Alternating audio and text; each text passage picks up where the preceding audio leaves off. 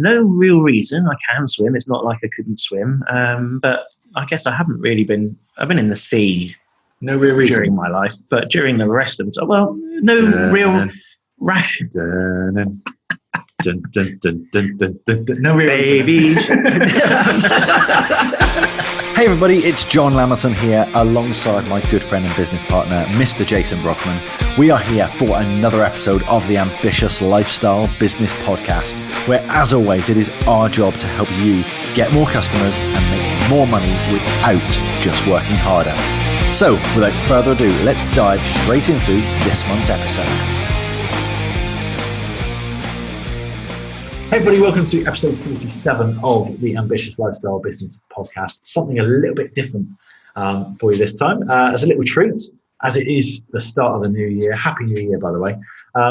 We thought we'd get a little bit of a different guest on today. So there actually is no guest in between us. Usually we have a rose between two thorns. But I thought today would be a little bit different. I would interview Jason Brockman. Hello, mate. Welcome to the podcast. Oh, thank you. It's a pleasure to be here. I know it's your first time on the podcast, isn't it? It's my first time as a special guest on a podcast. Yes, absolutely. Yeah, so I thought we'd find out a little bit about the man behind the microphone, and then I thought you could reciprocate and I'll ask you some questions next time round. That sounds good, doesn't it? Fantastic. Yeah, so 2018, John. What a year. It was. Well, you were really good because we did something very similar in January of last year where we looked at, talk about last year. That's very good. January of last year where we sort of looked at the resolutions and stuff, didn't we? And I think you had one resolution. I did. Which was good because it was just to play a little bit more golf. Play more golf. So what was your resolution for 2018? Do you remember? Yeah. What was it then? To go back to my first question. Healthier. Was it? Happier. More fitness. Okay. I think that was it. Was there another fourth option? There might have been a fourth one, but I can't remember what it was now. Oh, travel. But we did do the travel. So we did travel, but we didn't travel what we're thinking. You were going to go abroad, weren't you? We were going to go abroad. We didn't do that. We went to a canal instead in Coventry, which was really good because it's something we haven't done. It was away from technology and the kids thoroughly enjoyed it. And we spent a week bimbling around it at 2 to 4 miles an hour. And it was brilliant. It absolutely was. Not fast paced, just relaxed and chilled. And actually, yeah, it could have been a month long that we went for, but it was only a week and it was just brilliant. So yeah, so it didn't go abroad, but that's another thing. But yeah, it's good. And so what else was it? Healthier. Healthier, yeah. So you waited until September to do that one, didn't you?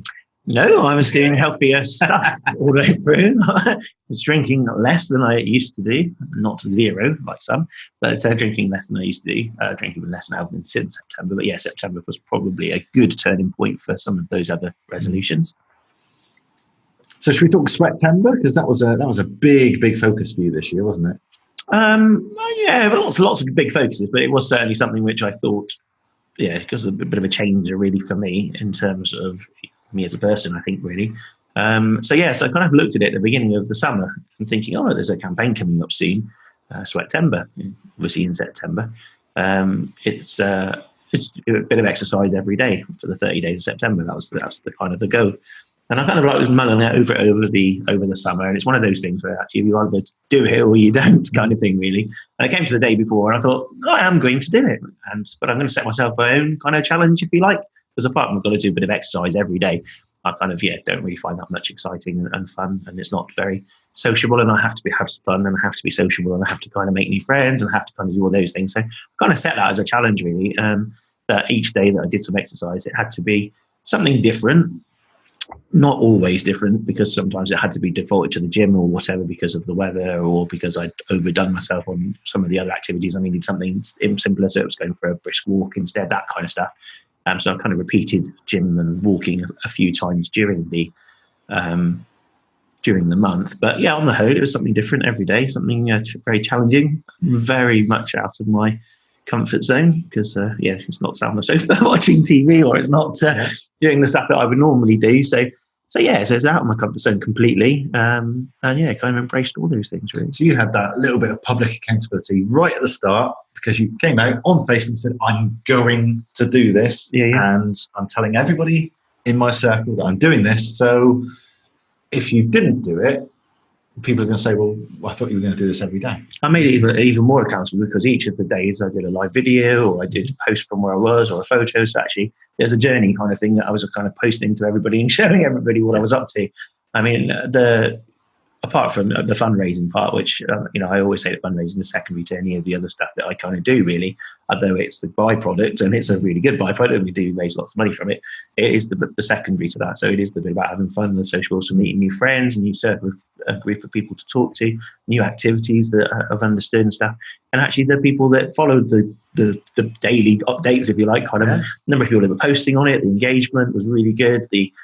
Those that were looking at it were going, actually, I need to do something like that. And I've got people going out doing exercise, which probably hadn't done it before, trying new sports that I'd kind of shown. It was really, it was a bit engaging, which was good, good. So but made people get exercise. I got healthier. Other people have tried it, and they raised some money. You inspired other people as well, didn't you? Because I know every time I went out with you in September, or even the month after that, people would still bring up. People would still bring up. So, you did that September. I saw your videos. Oh, by the way, do you fancy coming with me cold water swimming in the open sea and stuff like that? Was it? I know that was your most daunting one. You were looking forward to with the open water. I think it's probably outside of my comfort zone the most. No real reason. I can swim. It's not like I couldn't swim. But I guess I haven't really been. I've been in the sea. No real reason during my life, but during the rest of it, no real. Rash. No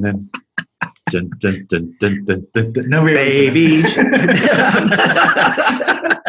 So outside of my comfort zone was the swimming. Why? I'm not 100% sure. So I can swim, so that's not a big thing. I don't really know what was going on through my mind when I said about it. So I had so somebody invited me out to go open water swim with them. But looking at what they did, they swim a mile every morning at 6 o'clock in the morning, and that kind of like. One, I don't think I could swim a mile. 2, at 6 o'clock in the morning, and 3, it was in the sea. And I hadn't really done that since school. So I've been in the sea paddling with the kids and stuff, but not really swimming with any kind of purpose. Certainly not in the sea. And the last time I'd done that would have been back when I was 10 or 11, primary school, going off to the outdoor swimming pool. Get your shoulders under. It's warm when you do that. Just brought me right back to my childhood. My junior school had an outdoor swimming pool. Ooh. Get your shoulders under. That's the only thing I remember. Get your shoulders under. It's warmer when you do that.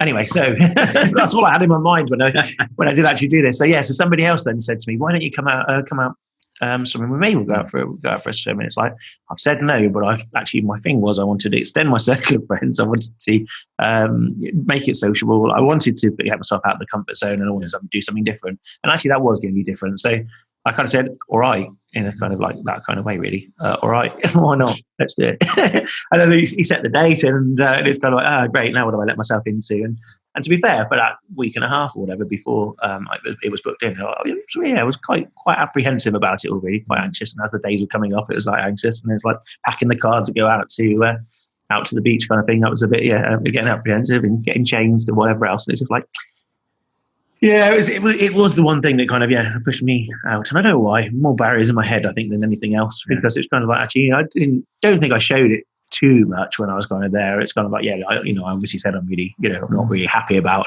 doing this. This is the one thing which I haven't been. I've walked into a class of 30 women to do rock fit, or I've walked into a place and a gym and did circuits and stuff. Perhaps not remembering quite how bad that was from when I was younger, but so.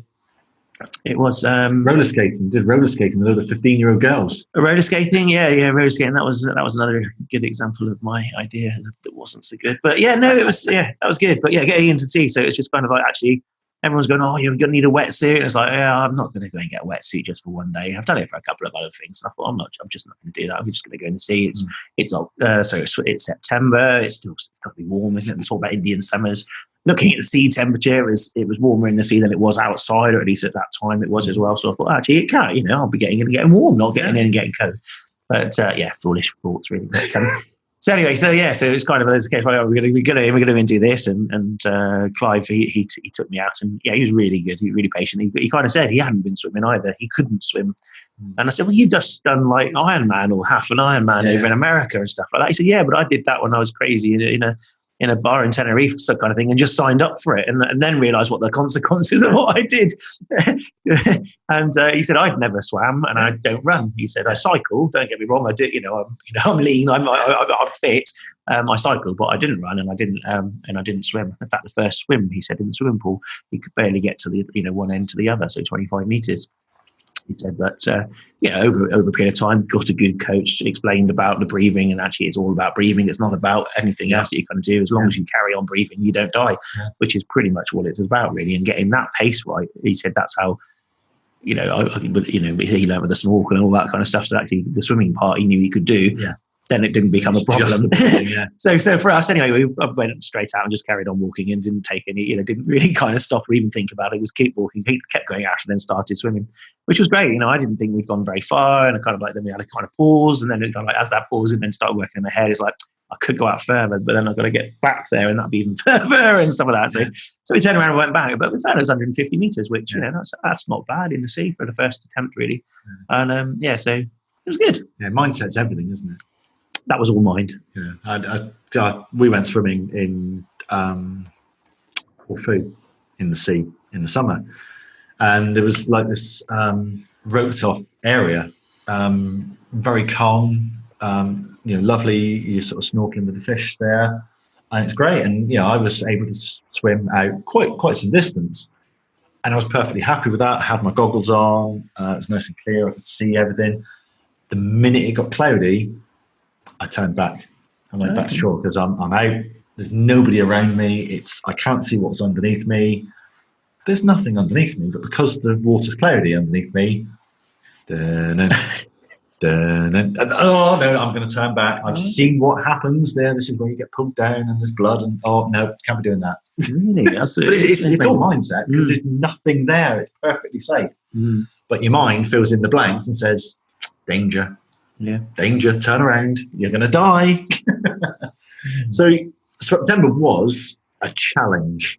You committed to it. I went from a zero start, so no exercise prior to that. It was kind of literally falling straight into it from the 1st of September sort of thing. So it was kind of from a standing start. It's interesting. You said the same thing that you said Clive said, which was that you committed to doing it, then figured out how you were going to do it.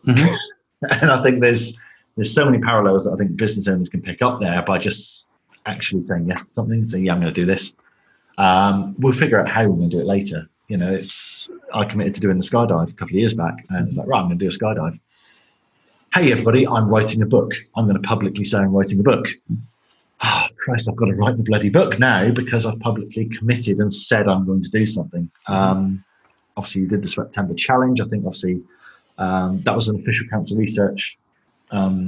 It's one of their campaigns, that's right, yeah. So it was something that they kind of run. So they've identified that actually these challenges work quite well, and they're very good at driving awareness and driving engagement of what you're doing, because you could have gone out and done a 10K and said, right, sponsor me to do a 10K, or I'm running the London Marathon next year. And are you running the London Marathon next year? We haven't touched on our resolution for 2019 yet. The London Marathon isn't one of your resolutions.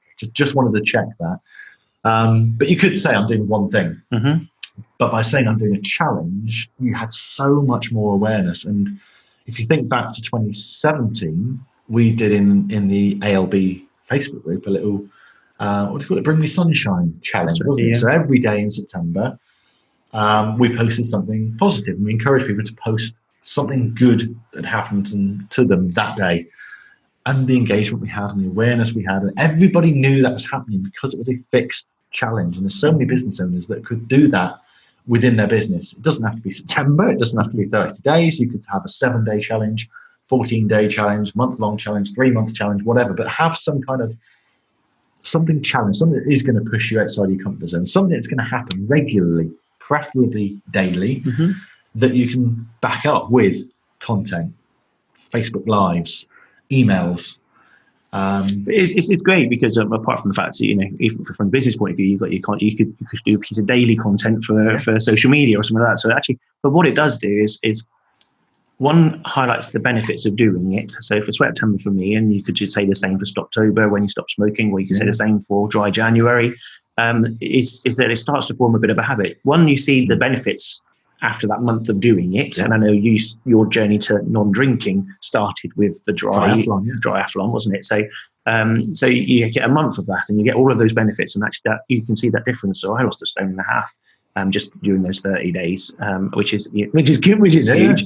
My posture changed in terms of sitting up more straight and stuff, because I guess my core was doing my core muscles and stuff. I had a bit of a beating over that month as well, because they were doing stuff which they wouldn't normally done. So I felt that I was walking taller. I felt better in myself. So actually, after 30 days of doing that, it's really crazy not to carry on. So I did carry on for another week in October.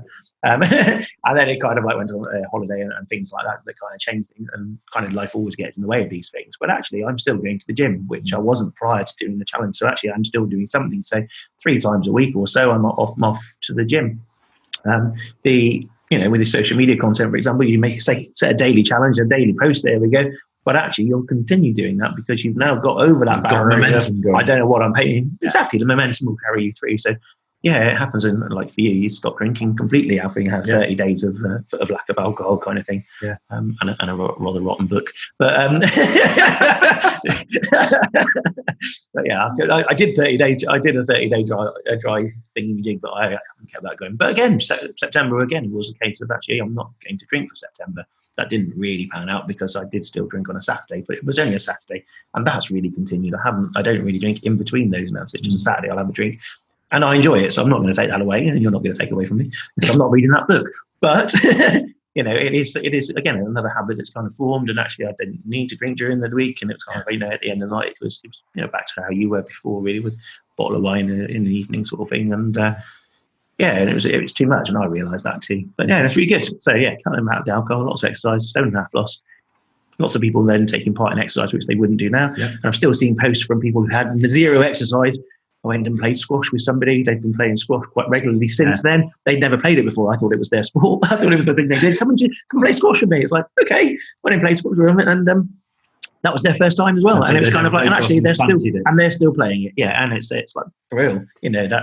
That's phenomenal. So it's making people's lives different too. Which is a ripple effect. Well, speaking about making lives different, obviously you've raised quite a bit of money for cancer research as well, haven't you? So what did you raise from that? So from September, it's about £700. We finished this year on 70,000. So we've done very well. So you are the chair of the local Relay for Life, is that right? That's right, yeah. Cool. Do you want to tell our listeners a little bit about how you got involved with that and why that's so close to your heart? So Relay for Life is a year-round fundraiser where families, friends and things get together, form a team and do fundraising through the year for Cancer Research UK. So extended family, we're taking part in the one in Liscard down in Cornwall. They happen throughout the country. In fact, they happen throughout the world. Taking part in the one in Liscard. And I did a few fundraisers for them because I was chair of PTA and all sorts of other stuff. So I do quiz nights and things like that. So ran a few quiz nights for them and Skittles nights and things like that and raised some funds. Turned up at one a few years ago. And I was kind of blown away by the community spirit, the camaraderie that takes part there, the ceremonies that are there. So the next year they were kind of falling apart. They didn't have a chair to run that one. Went along and asked a few too many questions and got my arm twisted into becoming the chair and running Liscard. So that was 4 years ago. And then I said, well, this is, it's out. It's not where I am. I'm in Plymouth. That's where my network is. And that's where I'm going to set up. And so they said, yeah, absolutely. So set up the one in Plymouth 3 years. I'm just our 3rd year.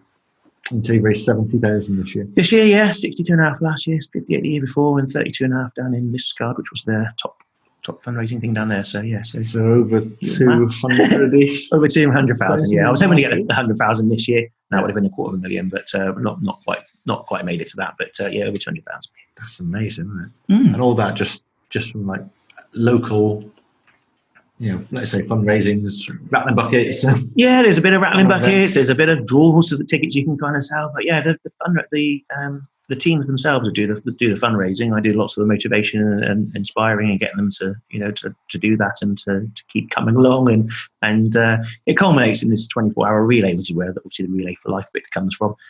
Which is where they take it in turns to walk around the track, each team. So we have anywhere up to 30 teams we've had in Plymouth that take part in it. And so there's like 30 or 40 people walking around the track for 24 hours. Various ceremonies and things like that included, lots of cancer awareness, lots of messaging, lots of saving lives in that respect. But it's a good little thing. Good little thing. fundraiser of the year, I believe, 2017. Last December, yes, I was. Yeah, Herald. Yeah, Plymouth fundraiser of the year last year. Yeah, Nice little thing, I suppose. Then, yeah, you play it down there quite a bit. I mean, literally, we're recording this on a Monday. You've been away this weekend on stage in Derby. Yeah, in Derby. So every year we have a summit where all of the other relays come together in one place, kind of thing. We hear from scientists. We do lots of learning, and we do lots of things like that to kind of let us know how we've done, and then let us know how we can do better, and what we can, how things can move forward, and how we can strive to get to that day where all cancers are cured. And so I've been doing a little bit of teaching this weekend as well. So what was your teaching? What were you? Community development. Mine was about structuring the committees in such a way, because each relay for life is set up by a committee, and it's getting the committee structured in such a way that one, you have a full committee, which means that the workload is spread and it's much better for the event chair. And then also how to succession plan, because people do leave the organisation, people do move on, and actually when that happens, and that's when relays can fall over.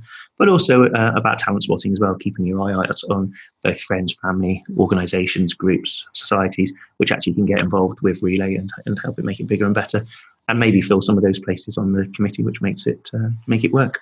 Yeah, make the getting the organisational structure in place. Yeah. So that was going to be my next question. So given what you've achieved over the last 4 years, over £200,000 raised, how has that helped you in your own personal development? How have you changed as a result of what you've done with cancer research and what you've learned? I mean, taking away the charitable aspects of it and the fundraising stuff, it developed me hugely, to be honest, because I get the confidence to speak to people. I'm motivating them. I'm inspiring them. I'm finding new language to be able to put across different ideas, perhaps simplifying science that's going on, that kind of thing. Different audiences, and learning to speak to a vast range of people, because our communities, our teams, if you like, they're from hugely different backgrounds, hugely different settings, hugely different, social groups and all of the rest of it. People that probably wouldn't come together normally, let alone come together and spend 24 hours together walking around the track and all the stuff that kind of comes with that. It's a big ask, and kind of inspiring, and keeping the committee motivated and doing stuff and having vision. I need to have a vision, which kind of I share with everybody in kind of the group and things. And a huge dynamic, managed staff before and things, but actually managing volunteers is a completely different issue, because they've got their own motivations and their own reasons for doing it, and they ain't getting paid. Yeah. And trying to manage different personalities it's a huge task sometimes, but really great fun. Don't get away from it. As I say, everything I do is going to be fun and sociable, because that's what I think life's about. It's about enjoying yourselves and doing stuff. If you can make a difference along the way, then that's absolutely brilliant too. And I think I do all three. Yeah, sounds good. You've thinking back to kind of before you started doing the relay stuff, before you even came to join Big Idea, you had lots of different careers and lots of different things that you're doing, weren't there? So can you share with the listeners a little bit about what your career has been like up until you started doing this internet marketing thing? Actually, it has been quite varied. It's been quite interesting and quite diverse, I suppose, as well, really. I suppose even from school, I've just been doing stuff like St. John Ambulance. I was doing St. John Ambulance cadets for ages, 20,000 hours of public duty, that kind of stuff. So putting in a lot of time and effort there. But again, developing me as a person and turning me into the person I was going to be. I knew that I wanted to get into nursing. That was my big thing when I was at school. And that just seemed to be the means to an end to be able to do that, and having that vast amount of experience and knowledge and contacts and the way of dealing with people. That's a good thing to do it. So it's kind of having that goal in sight, but then finding the stepping stones that you kind of need to be able to get there. And for me, that's what that was. I finished school and took a year out. And that year I went and worked in a nursery with kids. That's a bit different. That's completely different, which was good fun. I did my nursing. During nurse training, I also worked in a bar. I went on to manage a bar. Left nursing fairly straight away and went into mobile phones. So I got some mobile phones, set up a number of mobile phone shops across the Southwest, just at the time when mobile phones were kind of booming, really, and Southwest wasn't proliferated with mobile phone shops, but certainly wasn't proliferated with coverage either. So Orange at the time was the network of choice, and so I actually see that opportunity, and Orange became our kind of specialism, if you like. I say set up all through the Southwest just before everybody else kind of jumped on the bandwagon and kind of did it as well. So that worked out for a while, and then so I had a club then, and then I kind of left that, did a bit of market research for a couple of years. Assistant manager doing that around the region. That was good fun. Again, meeting different people, speaking to different people, finding out how things work, how people tick, and also from the client side as well, working out how best to put that across back to the client and stuff. So that was quite good. I worked for Orange for a little bit in one of their call centres, and then coming with you for getting board centralists doing registration pay as you go. Wow. Okay, so for me, there's almost a constant throughout all those different careers, and they're very different. Doing nursing versus selling mobile phones versus doing market research versus doing online marketing. But there's always seems to be that strong desire for people and to help people.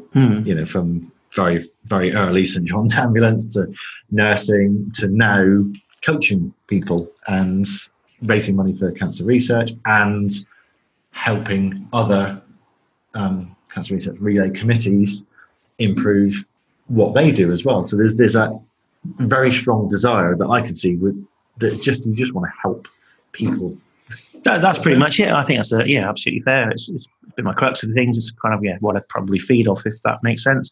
There's nothing better. There's no better sensation to think that something that you've done, advised, helped with, has made a difference in somebody's life. And actually, there is no better feeling in this world, I don't think, that can kind of compensate for that. Whether you're saving their life directly by patching them up when they've cut themselves or whatever, or whether it's they've hit a rock point in their business and they need a little bit of the direction as to which way to go.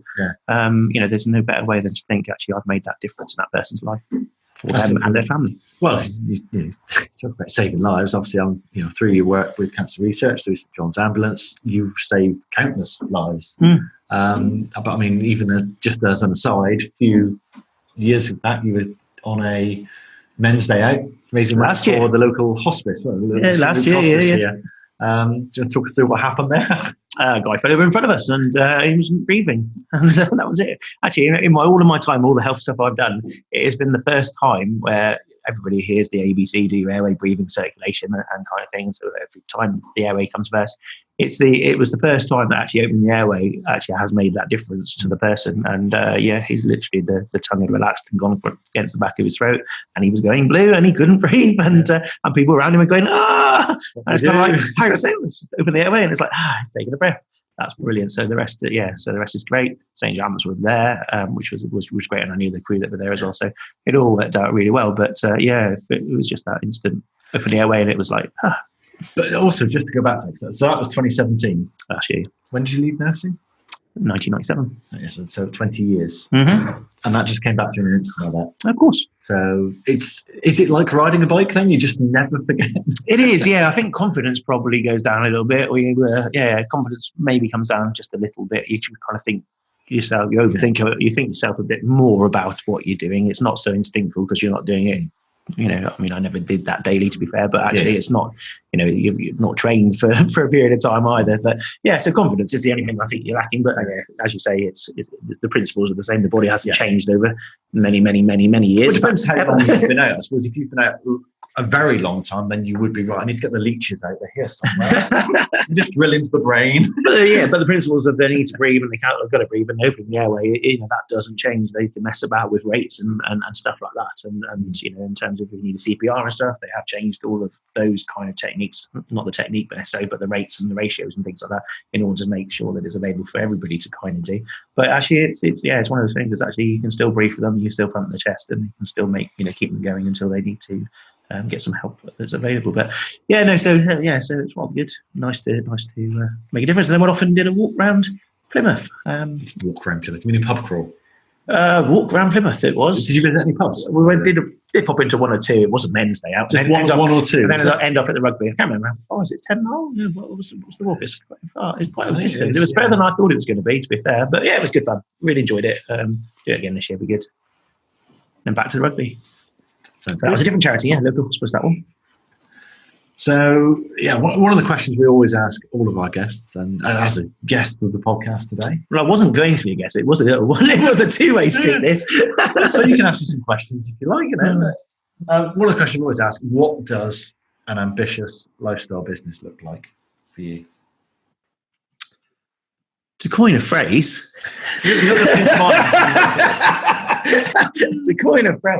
it is that having that ability to do what you want, when you want, how you want, where you want, and when you want. If you want. And if you want, is the last one, yeah. The if you want, I haven't mastered the if you want yet because I still have to do stuff. Don't get me wrong, but it is just about having choices. Lots of people don't have choices. Lots of people in business don't have choices. Lots of people who work for themselves don't have choices. They have to get out there. They have to earn the crust. They have to put food on the table for the kids, and they haven't got that ability to choose.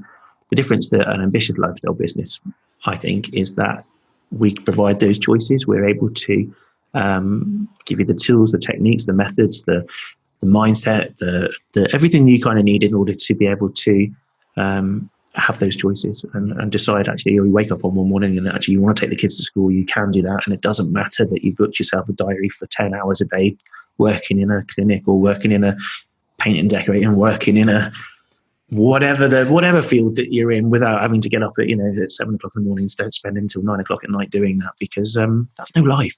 People, I more than any working with the people that I work with in terms of cancer research, even know that life's more valuable than doing a 14-hour day every day of the week in order to earn some pennies. So let's make our difference. Exactly. Cool. So you're renowned. I think your reputation precedes you as the year has gone on in 2018 as being a prolific reader of books, particularly our book of the months. Yes, I've done really well with some of those. Yes, some of them, yeah. Which not restricting yourself to our book of the months, but what's been your favourite book of the year? Your main takeaway this year? In terms of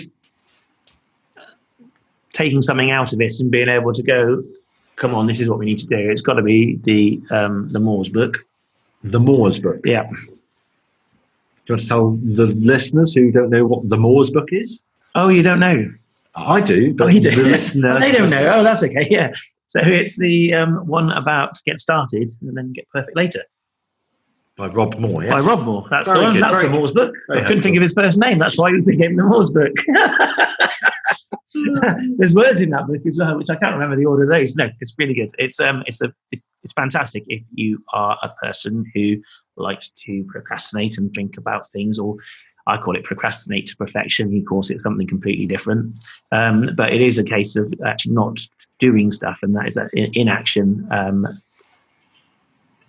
Just not getting started, and the whole book kind of relates. It's very repetitive in true more style sort of thing, but all the way through it's basically saying, just get started, just do something, just do it. Because if you don't do it, you'll never do it, and that's the only way. You can't drive a car without putting the key in and turning the ignition or opening the door. Even you've got to do something to get started on that particular road. And then it's all about getting perfect. And one of the lines which resonated with me particularly is, "What's the worst that can happen? What." Your decision making, what can go wrong? What's the worst that can happen? And if actually that isn't that bad, and it doesn't matter, does it? The decision that you make doesn't really matter. Usually, it's not a big deal. It's not the president of the United States saying, "I'm going to push the red button and blow off Russia." It's not, it's not life or death. You're not a doctor that's going to whether you're going to operate or not operate. It's not life and death usually. So therefore, the decisions aren't really that big. And whether it's I want to write a social media post, but I don't know what I'm going to write it. I'm not going to do this. It's actually, well, just do one. Just do another one. Just do another one. And actually, you'll get perfect at that. These podcasts are a prime example of that. It's not something that we'd ever thought we would be doing. It's sat here talking live on Facebook for those that can watch it live on Facebook, but looking at the recording or listening to actually, we weren't great at the start, but we just did it and did it again and did it again. And some might argue we're not perfect now, but actually, we're still doing it, and some are listening to it, and actually it's making a difference to those that do. And I think get started is a prime thing, and it's one of your big five, isn't it? Taking action, doing it, And the rest of it comes afterwards. That's one that I can take away a lot from. Another one that I kind of read is the oversubscribed one. I quite enjoyed that. I read it the first the Priestley's. Yeah, I can't remember who it was by, but it was by somebody. But the oversubscribed one, and actually, I read it a little while ago, and I've read it again this year, and I've looked at that in relation to some of the other stuff that I'm doing outside of business, because actually the whole lot is all interrelatable, isn't it? Because no matter, I think we talked about it earlier on, you are the sum of your actions, and you learn and what you've done and what you haven't done. Actually, whatever you've got in your experience in your life, you can take forward and move and do with other people, and do it in any area, whether that's with the kids or whether that's with your business, or whether that's in the charity sector, or whether that's going to the cinema. It doesn't make any difference. It's something you take with you all the time, isn't it? So oversubscribed. I read that, and that was quite good. That was insightful. That gives a different way of looking at things, really, because you kind of, within the charity sector, we do lots of events and that kind of stuff. And it's always about getting people on board and getting people signed up and getting people along to whatever it may be, and just having just to change your psyche that actually that is the most important thing, is the actual visit. The people will come because the event or whatever else is actually the important thing. Yeah. So of all the clients that we've worked with over the last couple of years, what would you say is the common, what's the biggest mistake that you've seen our clients making? Not necessarily current clients, but past ones or current. I think it's the doing and not doing. Take it back to the book, to be fair. I think it's those that overthink things, overcomplicate stuff, don't have the confidence maybe to take action, don't have the time to make the things happen that they need to do. It's common with most people. 90% when we call the 1% club, that group of people, is because they're unique in a set. There's 99% people don't take the action that they need to do. They don't think about how they can work with the business. They don't look at improving things. They're happy with their lot and stuff. And actually, they're 1% because they're unique. But those same traits that reside in the 99% of other people are the same traits that the 1%ers have. The only good thing about it is they've taken action, joined us, and actually have found the plan to be able to take themselves out of that. Simple things like posting on social media. There's a big hang up for lots of people, or a leaflet, or getting that right, or actually, I'm not going to do this marketing campaign. It worked really well last time. Well, why won't you do that again? It's just keeping things simple. Overcomplicating stuff is what kind of happens is wrong. So it's keeping it simple and then doing something, taking that action. It doesn't matter if it goes wrong. You put a post up on Facebook, it's only on people's feeds for 30 seconds. Yeah. You're lucky if people glimpse at it, so if you make it the right one, and it absolutely can work for you, but it doesn't matter if it's not right. It's just something you can do. A blog post you can put up. Again, it's out there. People might see it. It might go out in an email. You might send an email, but actually it's soon forgotten in people's minds because your customers and consumers are just driven by everything else. Everything else is just there. You're just noise, and you have to break through that noise, obviously. Yeah. But actually, if you've done something wrong, then it won't break through the noise. So therefore, what's the worst that can happen? No. You look at our some of the most successful 1%ers we've had, and they've spend some time identifying what they need to do. They've blocked out the time to do it, and they've done it. That is the secret to their success. That's it. Yep. And we've had others in the group who we speak to them week in, week out, and we hear the same things every week. And it's those action takers, but it's the flip side of that is obviously taking the right action. We've had people in the past who've taken lots of action, but it's not necessarily the right action, and they're running 100 miles an hour in the wrong direction. But but that's the great thing about having them in the group, is actually they can check which direction they should be going in, which is a great benefit, as you say, not wasting any time then. So can I push you for a resolution as we are just entering 2019? Oh dear, another resolution. My last one's worked really well. Sure, you can't use them again. Oh, you can't recycle. That's open of a New Year's resolution. And my last year's resolution is works so well, I'm going to repeat it, because if you've got something that works really well, you don't want to just knock it on the head and put it in the thing, do you? No, absolutely. I'm going to pass my GCSEs this year. Yes. So yes. Resolution. I really should do that abroad thing, because otherwise Emma's going to kill me. Okay. So either go abroad or be murdered by your wife. Yeah. That's pretty much that's the consequence of not fulfilling the resolution. Done the public accountability. I've also got a consequence as well. Yeah. Love it. Oh, thank you for that, man. It's a pleasure to have you on my podcast today. It's nice to be here, John. Thanks ever so much for inviting me. It's very kind. And I look forward to being a guest on your podcast. That'd be great. Thank you very much. So there we are, another episode in the can.